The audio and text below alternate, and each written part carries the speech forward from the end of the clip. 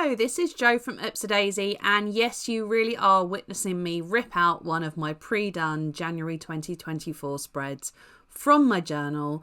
If you've been following the channel for a while, you will have seen me set up my January spreads back in November. And although I absolutely love the spreads that I've created, the cover page really wasn't doing it for me. So before I carry on and get using this journal, I thought I would redo my cover page and kind of make it tie in with my monthly spread a little bit more. I'm also going to be setting up a weekly Dutch door throughout the month so that my weekly spreads are pre-done so that I can get going and get productive with no reason to stall.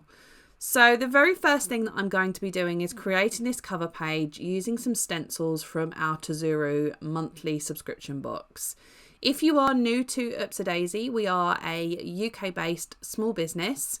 We design planning and journaling tools, including our stencils, which we're famous for, but we have washi tape and stickers and all sorts of fun journaling supplies. So if you're interested, I will pop a link in the description below the video. So first thing I'm doing is cutting out all of the pieces of this origami effect paper crane, and I'm doing it in two different scrap papers so that it's going to be contrasting when I lay them down against each other. I'm using the colour palette that I've used within the monthly setup so that it all ties together so much better than the original spread that I had there. And I think this is a good tip for anyone. If you have the same issue as me, I often find that I do my monthly cover page first and then I go ahead and do my monthly setup, and the theme kind of evolves in my brain as I'm going through the setup, and the cover page ends up looking a little bit detached from what I've created. So if you find that you have that problem too, what I would suggest and what I'm going to try for February is setting up my monthly spread first and then going back and setting up my cover page afterwards so that it really ties in with what I've created rather than being a bit of a standalone page. Lucky for me, the glue comes off quite easily that I used to attach the previous spread. I've just picked off the glue really carefully and then used an eraser to remove the remnants. And now I'm sticking my little origami paper crane in with double-sided tape. Yes, again, I've forgotten to bring home more glue roll, so I'm stuck with the old double-sided tape, which is a lot more fiddly to use, but it does the job. So the way that I'm going to use my journal is going to be a little bit different in 2024. Previously, I have been a one journal kind of girl, and this year I am trialing using my journal alongside a hybrid planner. So the hybrid planner will be my day-to-day to-do list, really my kind of scribble pad, and the journal is going to be much more for me to record my self-care, any bigger projects, thoughts, what's going on in the month. Really, it's going to be the book that I use when I sit down to think about things rather than the day-to-day scratchings which are going to be in my hybrid planner. To add the title underneath the paper crane, I'm using our Become Uppercase font, which was from the Become quarterly subscription box. This is the font that I've used all throughout my January setup, so it just again adheres everything together and makes it feel like a cohesive spread. January header, I'm going to add an area for me to include any major goals or events for the month ahead. The cover page for me really is just a page to separate each month so that when I flip through the journal I can really clearly see what happened in what month and that the whole theme sticks together really cohesively. So I'm just adding some checkboxes, and I will add in the information to that later on when I migrate everything from my 2023 journal to my 2024 journal. So with the cover page complete and me a lot happier with how this one turned out, I'm then moving on to start setting up my weekly spreads. If you want to see what's included in my monthly setup, I will do a full flip through at the end of the video, so make sure you stick around to watch that. And this is a good time for me to say, if you do enjoy the content that we're creating, please, please, please click subscribe, because it really helps the channel and it makes sure that I know that people are enjoying what I'm creating. So in order to create my Dutch door, this is a horizontal Dutch door, which means that the strip is going horizontally across the 2 pages. With a vertical Dutch door, the strip is cut away down the side of the page.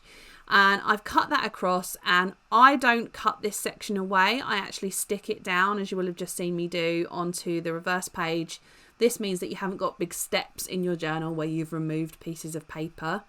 And after I've done that, I like to go across the cut line with some washi tape just to really mark out where that edge is and make it stand out and make a feature of it. The washi tape that I'm using here is our Paper Cranes washi from the Tezuru monthly subscription box.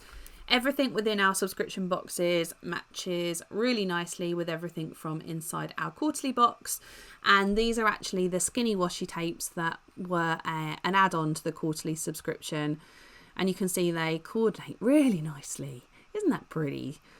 So now I've got my Dutch door structure set up, I'm going to add in my weekly spreads.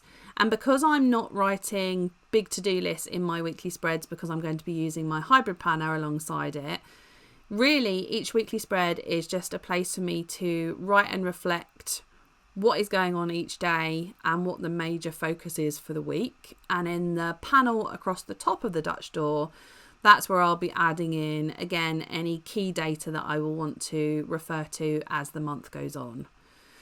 The stencil that I'm using here is our week on a page super easy stencil, but because we've got a smaller page, because I've cut down the page, I'm actually using it in a slightly different way by tracing out 5 of the boxes for the weekdays and then moving the other 2 boxes for the weekend to a second column.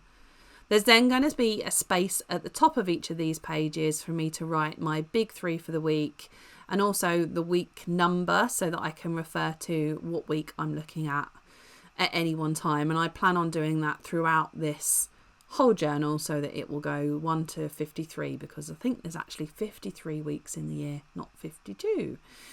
So I'm just going through and repeating what I'm doing, and once I've done that, it's then time for me to add in a little bit of decoration. Now, your weekly spread setup will really vary depending on what you want from within your week. So when I was using my weekly spread and including lots of to-do lists, there's no way I could have fit a whole week inside basically 2/3 of a B5 page. I used to use a double page spread, if not more than that. So remember, just copying other people's spreads won't work for you if you're going to use your planner in a different way. And that's really key. And that's something that we looked at in a lot of detail in the Journaling with Oops A Daisy program. If you're interested in finding out more about the Journal with Oops A Daisy program, again, I will pop it in the description to the video below. Now I'm just using my mini one stickers. So these are the date stickers from the monthly subscription. And I'm going to go through after that and use the day stickers so that you've got the date and also what day of the week it is. Obviously, I can pretty easily figure out what day of the week it is, but it's nice from a decoration point of view. And you can see here that I'm using tweezers to place these stickers because I just find it a lot quicker and a lot easier to place quite small stickers using the tweezers rather than using my big old hands. So that's what I'm doing now. And again, this all coordinates together. It's all the same colour palette. So yeah, it looks really pretty. This font, the Tezuru font, is not one that I've used the stencil for in this spread, but the font is on the stickers. And it actually doesn't have any sort of cut out holes in the middle of the numbers and the letters. And that's part of the style of the font. That does make it quite a fun font to use with inks, because you don't need to be worrying about leaving a space for the cut out holes. So if you do have the Tezuru font stencil, have a little go using some inks and daubers with it, because it works really nicely. So with my days and dates added, it's time to decorate the control panel for my Dutch Door weekly spreads. And I decided to add a strip of the Become washi tape, which is this multicoloured kind of organic pattern that came within the Become subscription box.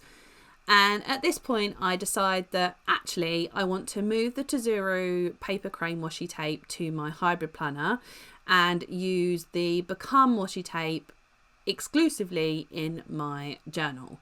So it has been a month of me changing my mind about how I want to combine things. And I do like how these washi tapes go together, but I think because I've used the Become washi tape with a blue accent for the monthly setup, that introducing a new pattern at this point kind of felt like it didn't join together nicely. So yep, I have got the old tweezers out again and I'm peeling off the washi tape, and I add another strip of the Become washi tape instead. Now the good thing is, because I'm using a combination of a journal and a hybrid planner, it means I get to use the paper crane washi tape in my hybrid planner decoration for the month, and the two journals and the hybrid planner will coordinate without being exactly the same, which is kind of how I want them to be. My journal is the Barbie pink colour, and I've also got a Barbie pink hybrid planner, so they are again matching but they're not the same, and that's kind of the vibe that I'm going for. I'll use either one in a slightly different way. So removing those washi tape, I'm just going across with the Become tape, and once I've replaced what I've already done, it's then time to add information to the control panel.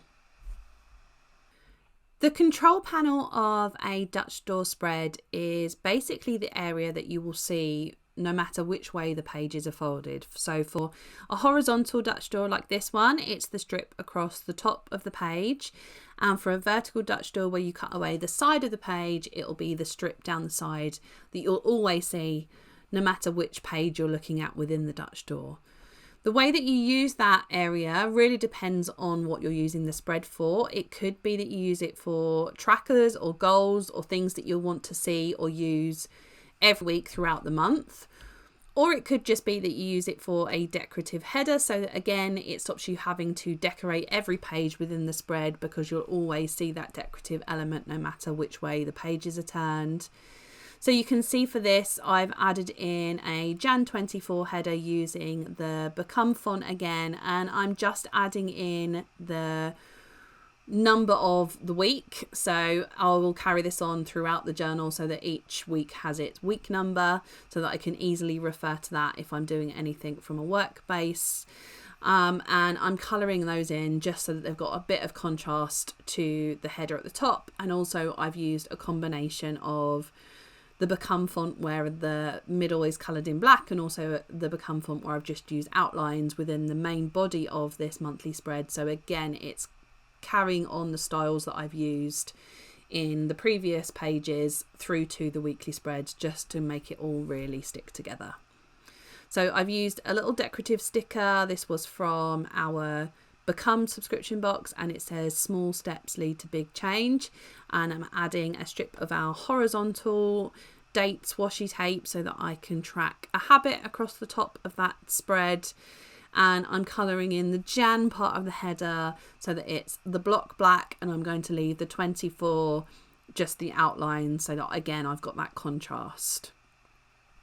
Once I've done that, I'm going to add to the control center an area for me to record my social media stats for the month, and I'll be using a yellow koi brush pen as my highlight color, so just adding a space for me to add that data, and then I'm going to follow that through into each of the weeks, giving a highlighted space where I can record my big 3 for each week. So my 3 things that I want to achieve for the week, and they could be a mixture of personal or work-based goals. It's really just the 3 things that I'm focusing on for the week.